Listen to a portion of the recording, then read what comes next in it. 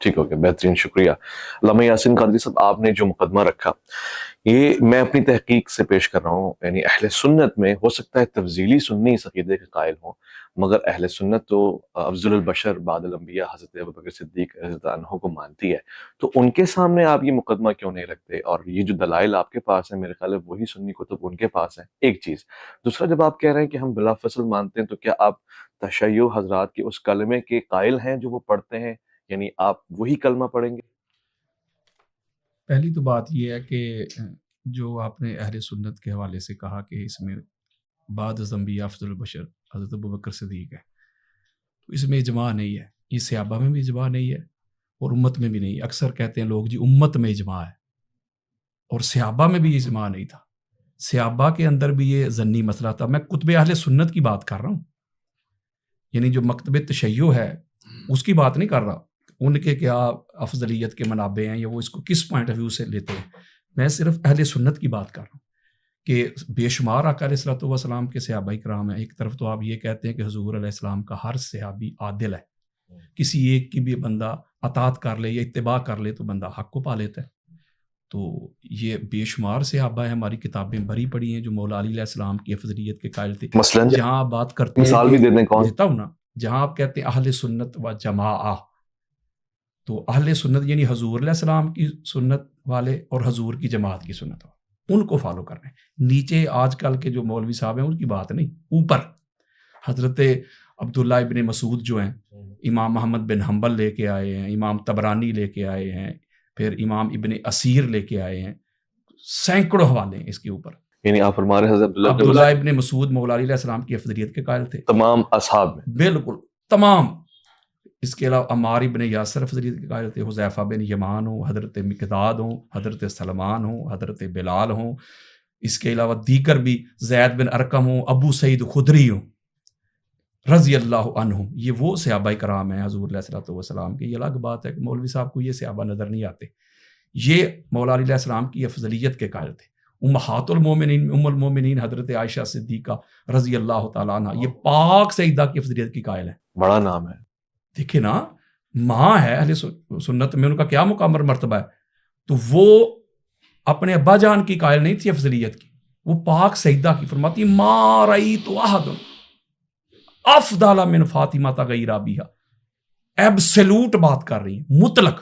کہتی میں نے کائنات میں فاطمہ الزہرا سلام اللہ علیہا کے بابا کے بعد کوئی فاطمہ الزہرا سے افضل اور اعلیٰ کوئی شخص دیکھا ہی نہیں، کوئی شخصیت دیکھی نہیں. اور امام طبرانی اس کو لے کے بے شمار حوالہ جات ہیں، ریفرنسز ہیں. کہ اس کا مطلب یہ ہوا کہ یہ ایک اور بات، جب آپ کسی کو افضل کہتے ہیں، میں نے ایک پہلے بھی آپ کو عرض کی تھی کہ یہ ہمارے ہاں یہ جو ایک لے آئے ہیں نا کہ فضائل سے بندہ افضل نہیں ہوتا، فضائل سے ہی بندہ افضل ہوتا ہے. تلک الرسل فضلنا بعضهم علی بعض، کہ ہم نے انبیاء کو بعض پر فضل دیا ہے، فضیلت دی ہے. تو آپ کہتے ہیں کہ جزوی فضیلت، آپ کہتے ہیں کہ کلی فضیلت. اگر جزوی فضیلت کو بھی لیا جائے، تو جزوی فضیلت میں تو ہر ایک صحابی جو ہے اس کی الگ الگ فضیلتیں ہیں، فضائل ہیں، اور اس میں ہر کوئی آگے پیچھے ہو سکتا ہے. میں نے جب آپ کو مثال بھی دی تھی کہ بے شمار مثالیں ہیں ہمارے پاس. لیکن کلی افضلیت یہ ہوگی، ایک تو کل کہتے ہیں ٹوٹل کو، ٹوٹیلٹی یعنی کل، یعنی فضائل کو جمع کرنا. جب جمع کریں گے، جیسے کہ اس کا مادہ ہے فضل، افضل کا مادہ فضل، جیسے علم ہے عین لام اور میم، یہ مادہ ہے. یہ مادہ آپ کو جہاں نظر آئے گا، یعنی عین لام اور میم سے بنا معلم، تو مادہ آیا کہ نہیں؟ وہ مانا جاننا، نالج. تو معلم وہی ہوگا جس کے پاس وہ عین لام اور میم علم ہوگا. اسی سے آیا متعلم، عین لام اور میم مادہ، علم گین کرنے والا. اسی سے آیا عالم، عین لام اور میم وہی مادہ ہے، مانا وہی دے رہا ہے، علم جاننے والا. علامہ علم جاننے والا. معلوم مادہ وہی، اس میں عین لام اور میم. معلوم کا کیا مطلب ہے؟ جاننا، نالج. اسی طرح صلاۃ جو ہے ہم کہتے ہیں، اس کا معنی ہے صاد لام اور یا. یہ صلاۃ آپ کو جہاں تسلا نارن حامیہ قرآن کہتا ہے، تسلا یعنی کہ وہ صاد لام اور یا ہے، یعنی قریب کرنا. آپ جب یہ ریس ہوتی ہے گھوڑوں کی، تو جو گھوڑا پہلے والے کے ساتھ جڑا ہو نا، اس کے قریب وہ ایسے فاصلہ نہ ہو، اسے عربی میں کہتے ہیں مسلی. یعنی مادہ آ گیا صاد لام اور یا. قریب کرنا. اسی طرح یہ جو افضل ہے اس کا مادہ ہے فضل. اب افضل وہی ہو سکتا ہے جس کے پاس وہ فضل ہو. آپ قرآن مجید فرقان حمید کا مطالعہ کریں, 114 آیات ہیں جس میں اللہ رب العزت نے فضل کی بات کی. کہیں وہ جو تخت آیا تھا اسد برقیہ لے کے آیا تھا سلیمان کے دربار میں, تو اللہ کہتا ہے ہائے ہائے, یہ اس کا مطلب ہے جو یہ تخت لے کے آئے یہ فضل ہے. کہیں اللہ کہتا ہے کہ تم غریب تھے, غربا تھے, کھانے کے لیے کچھ نہیں تھا, میں نے تمہیں کھانا دیا, یہ میرا فضل ہے. کہیں اللہ کہتا ہے تم کمزور تھے کفار کے مقابلے میں نے تمہیں فتح دی, طاقت دی, میرا فضل ہے. تو اس کا مطلب ہے جب فضائل کو جمع کریں گے وہ سب سے زیادہ جس کے پاس وہ فضائل آ جائیں گے وہ بنے گا افضل. میں 200 احادیث اسی وقت پڑھ سکتا ہوں کہ پوری دنیا کا کوئی شخص ایسا نہیں ہے جو بعد از نبی جس کے پاس اتنے فضائل ہوں جو مولا علی علیہ السلام کے پاس فضائل. اہل سنت عقائد. ہاں, امام احمد بن حنبل کا یہ عقیدہ, امام بہقی کا یہ عقیدہ, امام نسائی کا یہ عقیدہ, بلکہ اس کے اوپر اجماع ہے.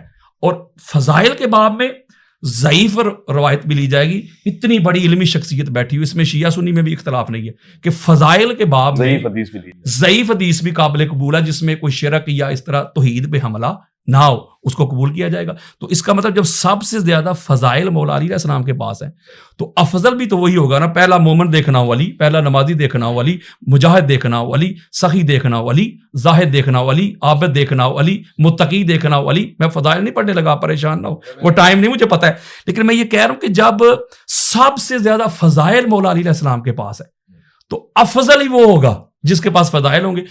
جب آپ کسی کے فضائل نہیں پڑھیں گے, کوئی دنیا کا علامہ میرے سامنے لے آئیں, میں نے اس کو فضائل نہیں پڑھنے دینے, مجھے ثابت کر کے دے کہ کس طرح ابوبکر صدیق افضل ہیں. فضائل نہیں میں نے پڑھنے دینے, وہ جب بھی پڑھیں گے فضائل پڑھیں گے اور فضائل کو پڑھ کے کہیں گے بھائی یہ تو کیسے ہو سکتا ہے. تو کلی فضیلت بھی یہی ہے کہ جس کے پاس سب سے زیادہ.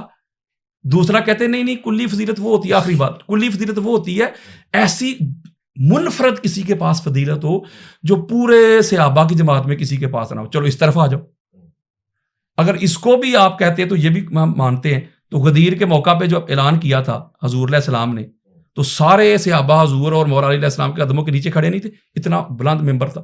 تو یہ فضیلت ہے کسی کے پاس کہ پوری کائنات کے اوپر فرمایا من کنتو, جس کا میں مولا اس کا علی مولا. یہ سب سے زیادہ نہیں. پھر پہلے مومن علی, پہلے نمازی علی, میں روایتیں نہیں پڑھ رہا, وقت بچا رہا ہوں. تو یہ کلی افضلیت نہیں ہے. پھر حضور علیہ السلام کا حسب اور نسب مولا علی علیہ السلام کے پاس ہے. پھر حضور علیہ السلام جس نور سے بنے علی اس نور سے بنے. پھر حضور علیہ السلام نے کہا کہ علی میری روح ہے, علی میرا گوشت ہے, علی میری جان ہے, اور یہ قرآن نے بھی کہہ دیا. یعنی اتنی فضیلتیں جو مولا علی علیہ السلام کو ملی ہیں, مجھے بتائیں اگر اس سے بندہ افضل نہیں ہوتا تو پھر